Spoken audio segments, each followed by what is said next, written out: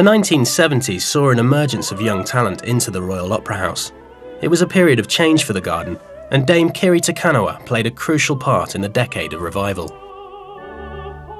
Because I remember when I started going to Covent Garden in my first few years, I was actually invited to the Royal Box. I thought I was just in heaven. It was just so perfect. And I went there many, many times, and I thought that was what really got me into that sort of intimate part. Sometimes going backstage to see the singers or going on the stage, and that was terribly exciting. And there was a real family there. There was a stable of us. That's since disappeared, I think. But we were several young, up-and-coming young principals, we were called, or junior principals or something. And some would make it and some wouldn't. And it was lovely. And we were able to sit in there and watch the opera and watch the rehearsals and talk to any conductor we liked. It was wonderful. It was a little family.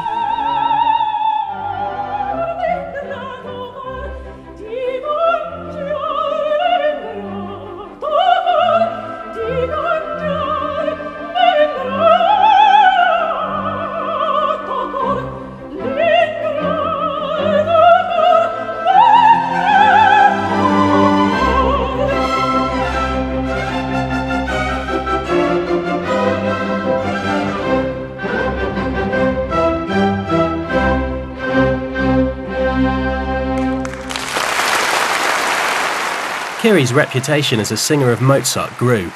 She took Figaro first to Mexico and then worldwide. I think the reason why I loved it so much was because it was such a discipline. I mean, Mozart was really difficult, and people used to shy off it and just not do it. It was difficult. But I've always found the more I did it, the more I loved it.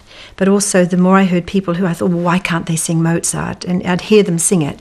And it wasn't as I thought it should be. Not that I could say that they couldn't sing it. But I just felt that I was given such good training with my singing teacher and a lot with Colin Davis. I listened to Colin for a long time in Mozart, and all the other people at Covent Garden who were teaching me how to do it. And I think I took a lot of it in because I found it was so rewarding. And then, of course, along came Strauss straight after it. And then it was even more rewarding because you had these lovely long lines.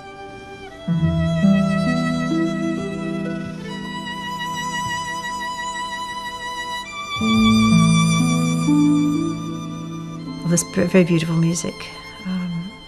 It was just it was like you were sort of lifted, somehow you just elevated off the ground for a while.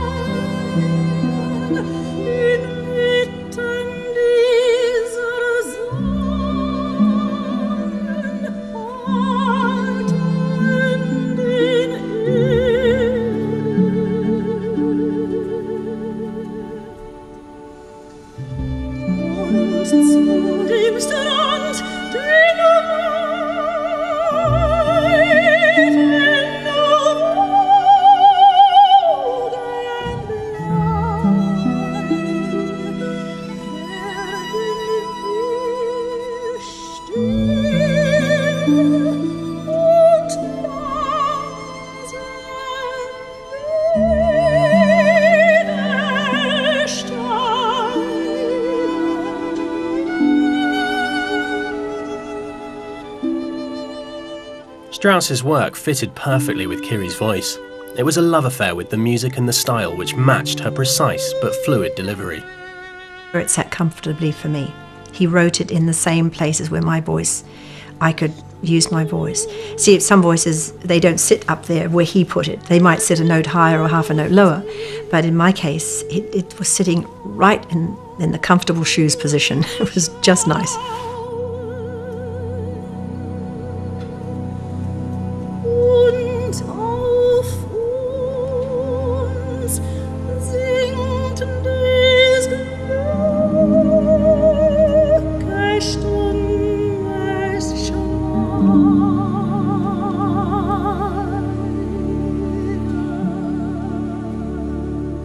In some songs I do, in the beginning I would say, oh God, it feels a bit low, but with Strauss it never felt like that.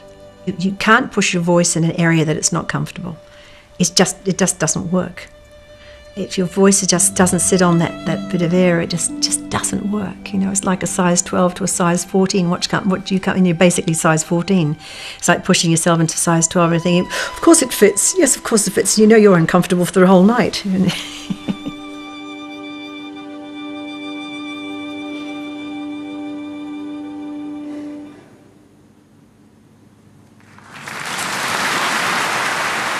No matter how many times you did it through, you never knew it well enough because you felt that you just didn't quite get the measure of it each time. The aria, you'd sing it through thousands of times. You'd work it with your singing teacher. You'd work it with everybody. If you have to stand on your head, sing it, you'd try doing that. I mean, all that sort of thing. You just try and try and try. I never, ever got sick of any opera. I couldn't. It was never good enough. I never really thought that was good enough. Kiri's dedication to the task was legendary. She'd grown from small-town singer to international diva. It was a combination of talent and sheer hard work. It's laborious. It's just hours and hours and hours of repetition. Learning the language, going to language coaching, going to singing teachers to make sure you can sing the right notes in the right place. Singing, once you've learnt it, and then you've got to memorise it, and then you've got to get the language coach back in again, and just goes on and on. It'll take a year. We were trained. We were given a lot of training of what to do and how to do it. And I hope I was okay, but I loved it. I loved the swish of the skirt and how you exited. It's far more important the exit rather than the entrance, because all they're going to see is your back, and you've got to make absolutely sure that they're going to only look at that as you go out. And that was important, to make sure that the back of you was important. However flamboyant the opera, Kiri had always had the common touch, the ability to bring her voice and her art to a mass audience, whether singing at the opening of the Commonwealth Games or at the 4,000-seater Met in New York.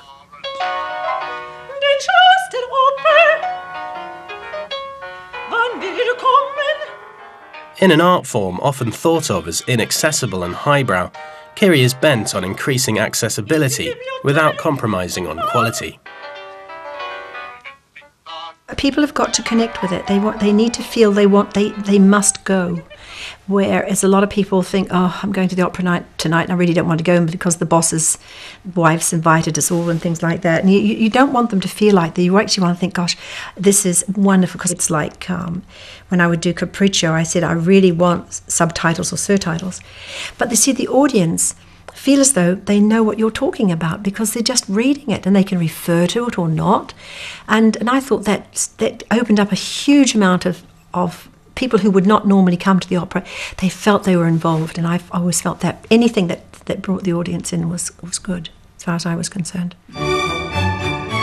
Kiri rapidly became a legend, applying her voice to an increasing range of music: religious works, love songs, popular ballads and classical opera, including a combination of arias by Puccini.